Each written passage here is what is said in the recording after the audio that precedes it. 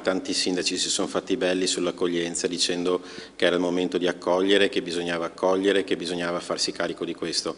Adesso che hanno il problema e non lo sanno più gestire, allora dicono devono accogliere anche gli altri. No, loro hanno fatto quella scelta, hanno detto che era giusto farlo, adesso si arrangino. Ci ha messo meno di 24 ore il sindaco di Scorzè per rispondere al primo cittadino di Mira che dopo la rivolta dei migranti all'Hotel Byron di malcontenta per il cibo e i lucchetti alle finestre ha sottolineato come alcuni comuni si siano rifiutati di dare ospitalità. I immigrati a Mira dovrebbero portarne 500, non solo 160, perché lui è sempre stato favorevole all'accoglienza.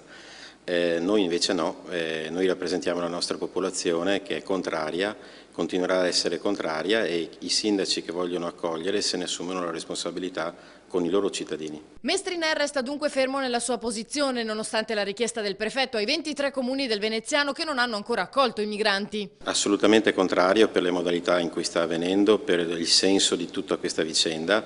Stiamo pagando miliardi di soldi nostri per mantenere gente senza attività, senza lavoro e per mantenerli a tempo indeterminato. Gente che poi a un certo punto verrà mollata e i comuni che se ne sono fatti carico si dovranno gestire un grave problema. Secondo il primo cittadino di Scorzè è proprio il tipo di accoglienza che è sbagliata. Questa è un'accoglienza vergognosa, non serve a nulla, tutta l'Africa qui non ci sta e dobbiamo prenderne atto, quindi dobbiamo prendere e chiudere le frontiere.